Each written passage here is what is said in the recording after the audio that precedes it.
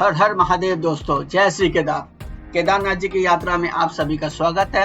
हर साल की तरह मैं इस साल भी केदारनाथ जी की यात्रा कर रहा हूं और इस साल मेरी ये यात्रा बहुत स्पेशल होने वाला है क्योंकि कल मेरा जन्मदिन है और मैं अपने जन्मदिन में सबसे पहले केदारनाथ जी का दर्शन करने वाला हूं।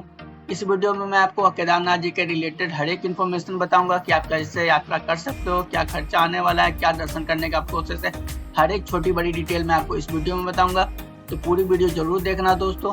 अगर आपने मेरा चैनल अभी तक सब्सक्राइब नहीं किया है तो प्लीज मेरे चैनल को सब्सक्राइब कर देना। आप मुझे इंस्टाग्राम और फेसबुक पर फॉलो कर सकते हो मेरे लेटेस्ट अपडेट के लिए। जय श्री केदारनाथ धाम की मेरी यात्रा इस बार थोड़ी अलग थी क्योंकि इस बार मैं 4 धाम की यात्रा पे था और गंगोत्री धाम जी के दर्शन के बाद इस बार मैं यहाँ पहुंचा था। और इस बार मैं गौरीकुंड या सोनप्रयाग में नहीं रुका था। मैं सोनप्रयाग से 6 किलोमीटर दूर रामपुर में स्टे किया था क्योंकि वहाँ आपको अच्छे होटल मिल जाते हैं।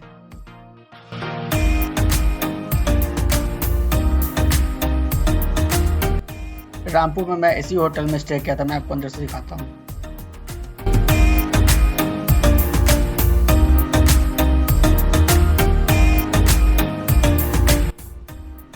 सुबह के 3:30 बज रहा है और मैं इस वक्त निकल रहा हूँ रामपुर से गौरीकुंड के लिए। इस वक्त निकलने का कारण यही है कि 31 जुलाई से जो ट्रांसडी आया था केदारनाथ में, उसकी वजह से सारी केदारनाथ यात्रा रोक दी गई थी और 1 महीने के बाद केदारनाथ यात्रा शुरू की गई है, तो भीड़ भी बढ़ गया होगा। और सोनप्रयाग से गौरीकुंड हमें पैदल यात्रा करना है क्योंकि शटल सेवा भी बंद हो चुकी है।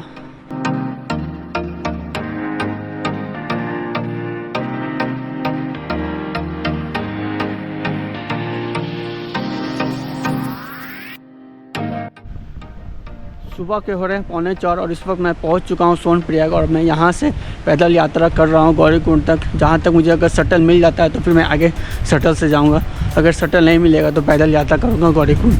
केदारनाथ धाम पहुंचने के लिए सबसे पहले आपको हरिद्वार पहुंचना पड़ता है। यहाँ से पूरी दिन की यात्रा करके आप गुप्तकाशी, फाटा, रामपुर, सीतापुर, सोनप्रयाग या गौरीकुंड कहीं भी रुक सकते हैं। गौरीकुंड से 16 किलोमीटर की पैदल यात्रा करके आप केदारनाथ धाम पहुंचते हैं, जिसकी यात्रा आप अगले दिन सुबह स्टार्ट करते हैं। सोनप्रयाग में जो होटल मिलते हैं वे थोड़ा महंगा मिलते हैं। अगर आप गौरीकुंड या सोनप्रयाग से पहले कहीं भी रुके हैं तो आप अर्ली मॉर्निंग 4 बजे तक सोनप्रयाग पहुंच जाएं, क्योंकि यहाँ से सुबह 4 बजे से शटल जीप चलना शुरू हो जाते हैं जो कि आपको गौरीकुंड तक ले जाते हैं।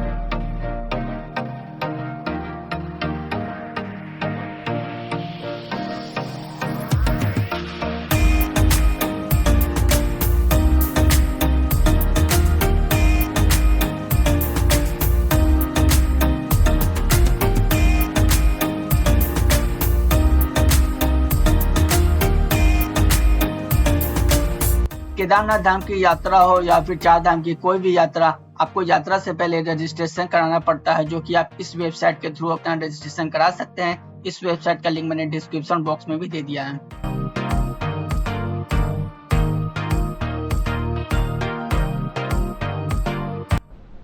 तो इस वक्त 6 बज रहा है और हम लोग सोनप्रयाग से निकल चुके हैं गौरीकुंड के लिए रजिस्ट्रेशन चेक करवाने के बाद। अब देखते हैं आगे शटल मिलता है कि नहीं, फिर वहाँ से हम लोग अपना ट्रैकिंग स्टार्ट करेंगे गौरीकुंड से, जिसके लिए शटल जीप वाले आपसे 50 रुपया पर पर्सन चार्ज करते हैं और एक जीप में वे 10 से 12 लोग बैठाते हैं।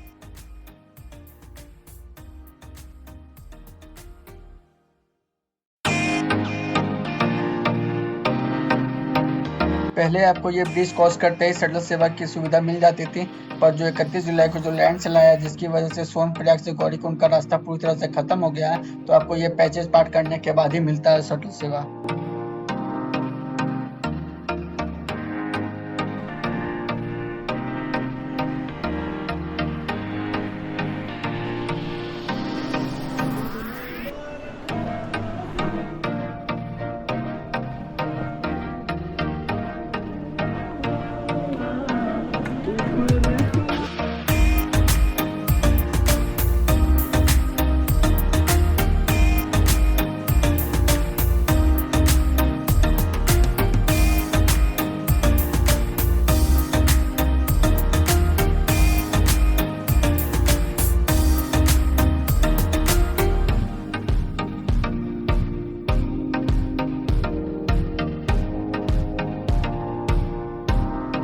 अब इस पैचेज को पार करते ही आपको इस जगह से शटल सेवा की सुविधा मिलती है, जो पर पर्सन किराया होता है 50 रुपया शटल सेवा के।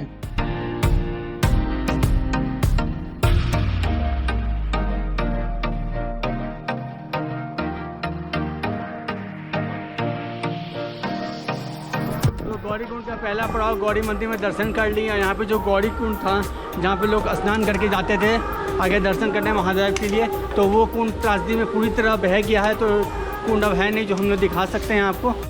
वहीं अगर आप अपनी ये यात्रा घोड़े या खच्चर से करना चाहते हो तो वो आपको गौरीकुंड से आधा किलोमीटर ऊपर की ओर मिलेगा, जहां आप टोकन कटाकर अपनी ये यात्रा शुरू कर सकते हो, जिसका किराया वन साइडेड 3200 रुपया होता है।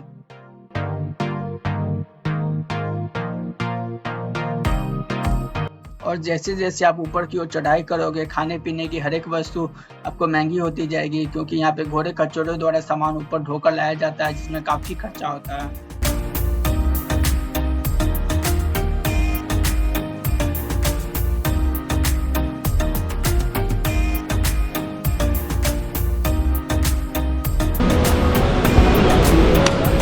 हर हर महादेव। ये है गौरीकुंड का गेटवे। अब हम लोग 1 किलोमीटर आ गए गौरीकुंड से, अब आगे की चढ़ाई चढ़ेंगे। जय भोले।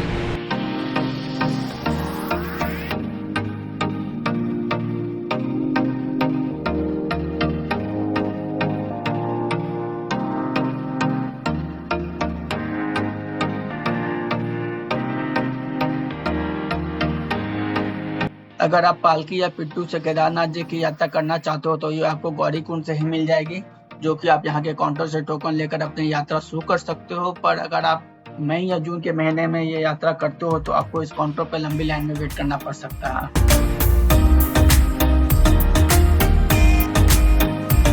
1 किलोमीटर का ट्रैक करने के बाद गौरीकुंड से आपको भीड़ जैसी समस्या से थोड़ी मुक्ति मिलती है और यहाँ से शुरू होता है पैदल यात्रा का असली आनंद।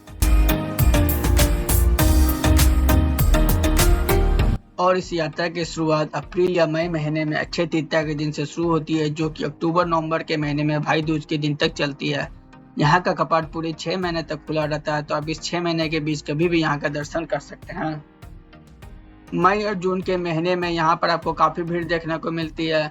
जुलाई से लेकर मिड सितंबर तक बारिश की वजह से यहाँ पे लोग कम आते हैं, क्योंकि पहाड़ों पर से पत्थर गिरते हैं। और इन सितंबर से लेकर के भाई दूज के दिन यहाँ आपको नॉर्मल भीड़ देखने को मिलेगा। तो सबसे अच्छा समय जो होता है वो 8 सितंबर से लेकर भाई दूज तक का रहता है, क्योंकि आपको नॉर्मल भीड़ देखने को मिलती है और यहाँ का मौसम भी साफ रहता है, बस थोड़ी हल्की हल्की ठंड बढ़ जाती है।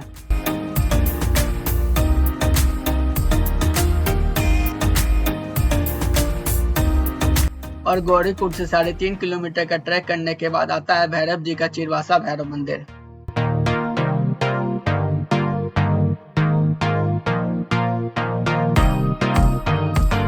गौरीकुंड से ऊपर की ओर चढ़ाई करने पर आपको यह पहला मंदिर मिलता है, चिरवासा भैरवनाथ मंदिर। इस मंदिर के पीछे की कहानी यह है कि महाभारत के युद्ध के बाद जब 5 पांडव भगवान श्री कृष्ण के पास जाते हैं और कहते हैं कि हमें मोक्ष की प्राप्ति कैसे मिलेगी भगवान आप बताएं, तो भगवान श्री कृष्ण उन्हें कहते हैं कि मोक्ष की प्राप्ति तो आपको भोलेनाथ के शरण में ही मिलेगा। तो 5 पांडव अपना राजपाट अपने पुत्रों के नाम करके साध्वी वेश का धारण करके भगवान भोलेनाथ को खोज के लिए निकल जाते हैं। जब वो चिरवासा भैरव मंदिर के पास पहुंचते हैं तो उन्हें भैरवनाथ रोकते हैं और कहते हैं कि आप आगे नहीं जा सकते हैं, आप मुझे यहाँ जब तक कुछ दान नहीं यहाँ करते हैं तो हम आपको आगे नहीं जाने देंगे। तो उनके पास तो कुछ रहता नहीं है, वो साध्वी वेश में रहते हैं। तो द्रौपदी जी अपना साड़ी का पल्लू चीर करके उनको देती है और तभी भैरवनाथ उन्हें आगे जाने देते हैं, और इसी वजह से इस स्थान का नाम चिरवासा भैरवनाथ है।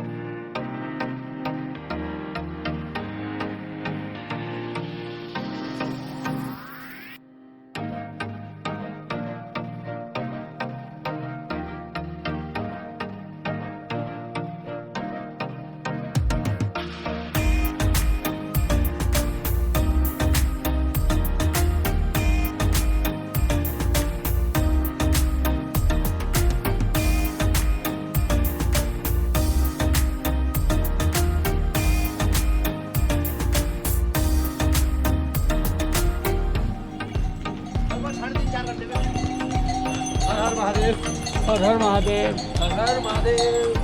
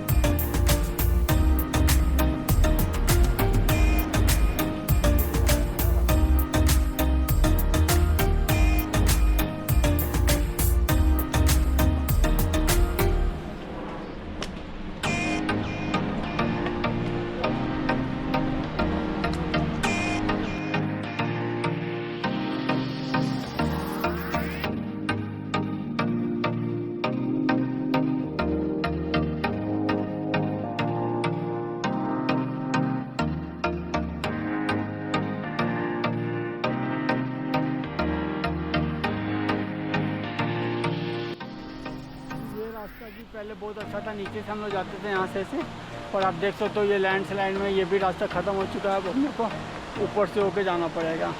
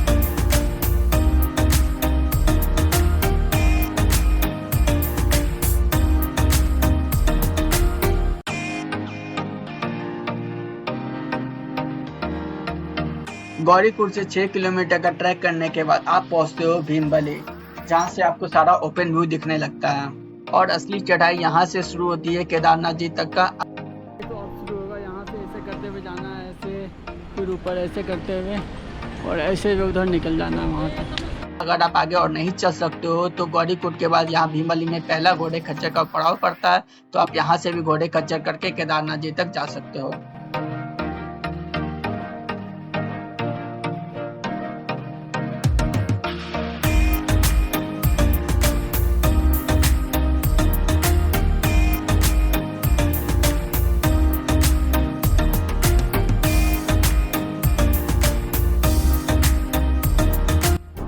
यात्रा के दौरान आप आराम से रुक रुक कर धीरे धीरे यात्रा का आनंद लेते हुए ऊपर की ओर बढ़ें और साथ में पानी और ग्लूकोज ORS पीते हुए जाएं, वरना आपको डिहाइड्रेशन भी हो सकता है। और ये कुछ इंपॉर्टेंट सामान जो आप अपनी इस यात्रा के दौरान अपने पास जरूर रखें: raincoat, jacket, 3 to 4 pairs of socks, winter cap, gloves, charger, power bank and package food items like biscuit, chips and important medicine like vomiting, headache, cough, fever, cold, ORS and glucose। और इसके अलावा आप अपने पास 5 से 10 हज़ार तक cash जरूर रखें।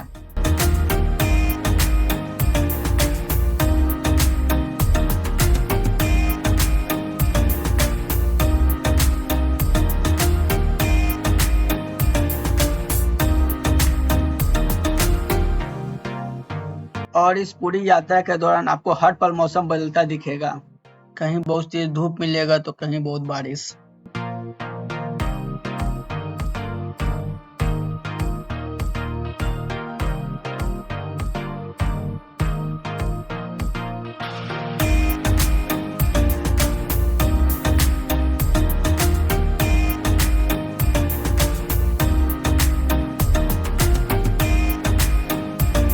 ट्रैक के पूरे रास्ते आपको हर जगह टॉयलेट की अच्छी व्यवस्था देखने को मिलेगी।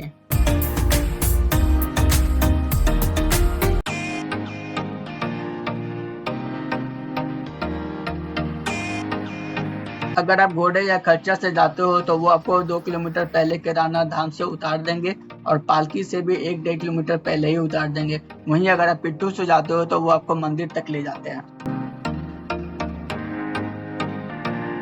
अगर आप अपनी यात्रा हेलीकॉप्टर से करते हो तो मंदिर से 500 मीटर पहले ही हेलीपैड बना है। यहाँ से आपको 500 से 1000 रुपए में पिट्ठू मिल जाता है मंदिर तक के लिए। अगर आप अपनी इस यात्रा को हेलीकॉप्टर के माध्यम से करना चाहते हैं तो इसकी बुकिंग सिर्फ और सिर्फ स्क्रीन पे दिए गए IRCTC के इस वेबसाइट से होता है, जिसका लिंक मैंने डिस्क्रिप्शन बॉक्स पे दे दिया है। इसके अलावा कहीं से भी इसकी बुकिंग नहीं होती है और इसका टिकट मिलना बहुत ही मुश्किल होता है।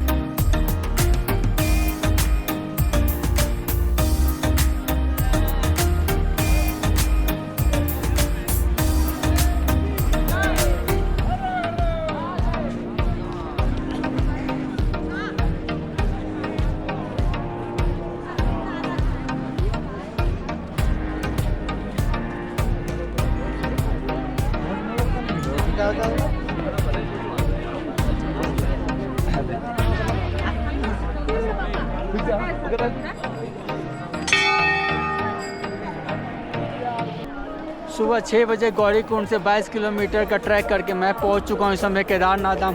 केदारनाथ मंदिर 12 ज्योतिर्लिंग में से एक ज्योतिर्लिंग है। केदारनाथ मंदिर सुबह 4 बजे खुल जाता है और रात 8 बजे बंद होता है, तो आप इस बीच कभी भी दर्शन कर सकते हैं।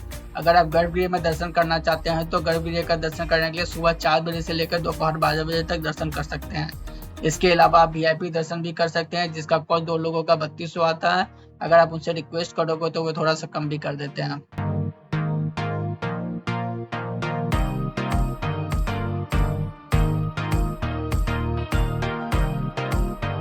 दर्शन हो गए हैं अपने, पर अभी दूर से ही दर्शन हो पाया है। कल सुबह फिर से मैं गर्भगृह में जाकर दर्शन करूंगा अपने जन्मदिन पर महादेव जी का। और जो दर्शन हुए हैं अभी वो बहुत अच्छे हुए हैं और सिर्फ 1 से 2 मिनट में मुझे अच्छे से दर्शन हो गए हैं।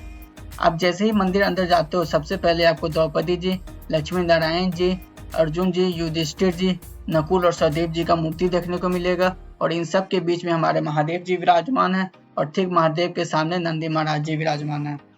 हर हर महादेव, जय श्री केदार।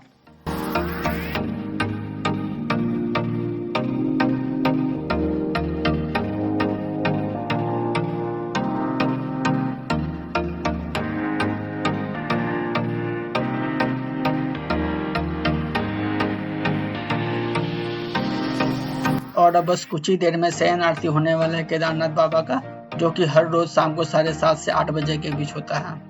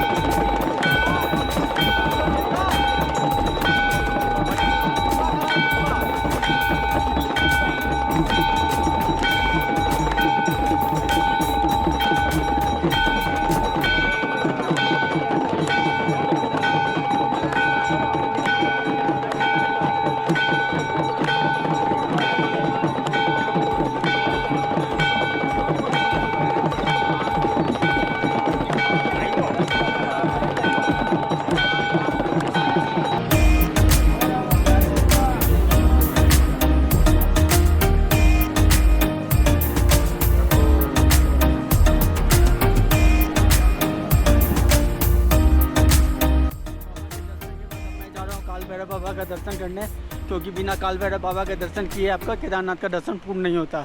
तो आप जब भी केदारनाथ आएँ, केदारनाथ बाबा का दर्शन करने के बाद काल भैरव बाबा का दर्शन अवश्य करें।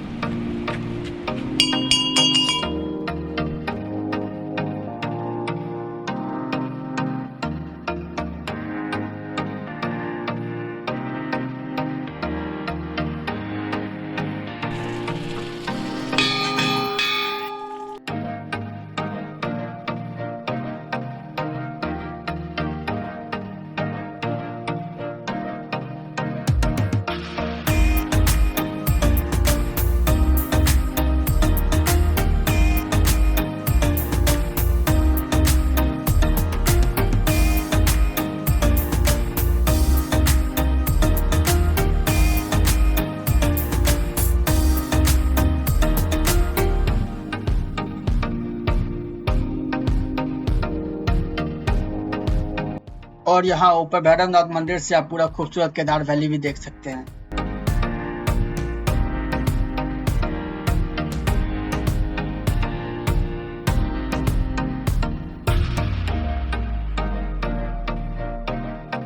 बहुत अच्छे से दर्शन हो गया मुझे यहाँ काल भैरव बाबा के। काल भैरव बाबा का मंदिर 24 घंटा खुला रहता है, वो कभी बंद नहीं होता है। तो आप कभी भी केदारनाथ आओगे तो किसी टाइम भी यहाँ पे आके आप दर्शन कर सकते हो, और आपका यहाँ दर्शन करना बहुत ही सुगम होगा, क्योंकि यहाँ पे बिल्कुल भी लाइन नहीं लगता है। और 1 किलोमीटर का ट्रैक है केदारनाथ मंदिर से ऊपर की ओर, वहाँ पर आप पहुँच के काल भैरव बाबा का अच्छे से दर्शन कर सकते हो।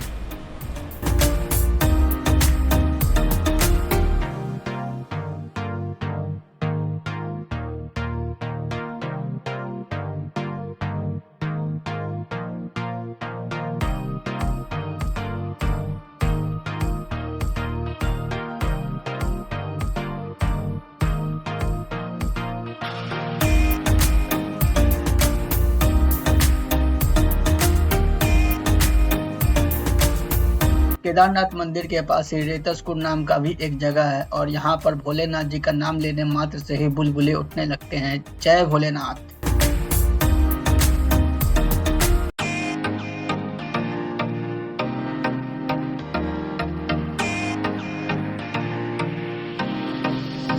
जय भोलेनाथ।